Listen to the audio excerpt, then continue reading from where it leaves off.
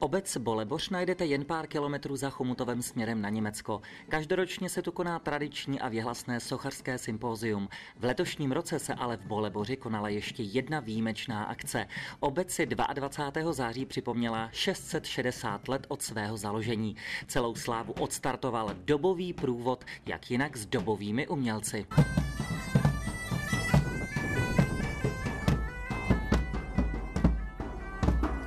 Po několika minutách došel průvod, ale i přihlížející do bolebořského areálu, kde se odehrával další kulturní program. A protože to byla oslava se vším všudy, nechyběla dobová vojenská salva.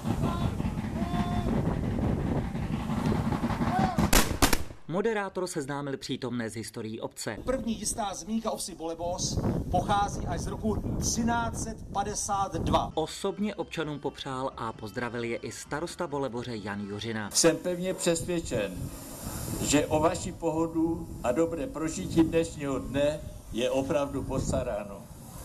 Dovolte, abych poděkoval skupině ČES, která se podílí jako hlavní sponzor na našem dnešním setkání. Během celého odpoledne si přítomní návštěvníci mohli zapisovat do památní obecní kroniky. Jak už to na oslavách chodí, nechyběla spousta jídla a pití a samozřejmě vše dobové.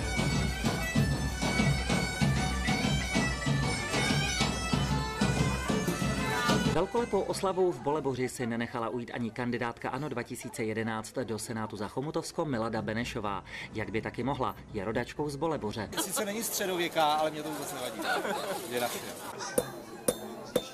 Návštěvníci mohli sledovat zručnost dobového uměleckého kováře. O zábavu se starala dobová hudební skupina.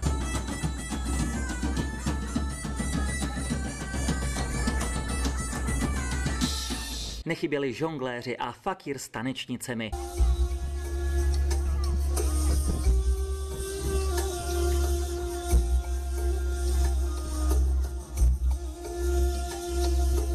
Jejich vystoupení některým návštěvníkům doslova bralo dech.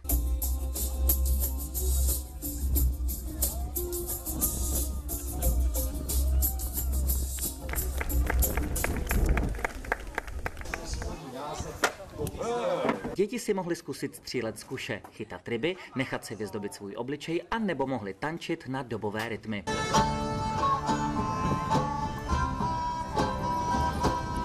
Boleboř je dnes už opět poklidnou obcí vyhledávanou pro svoji možnost odpočinku a rekreačního vyžití.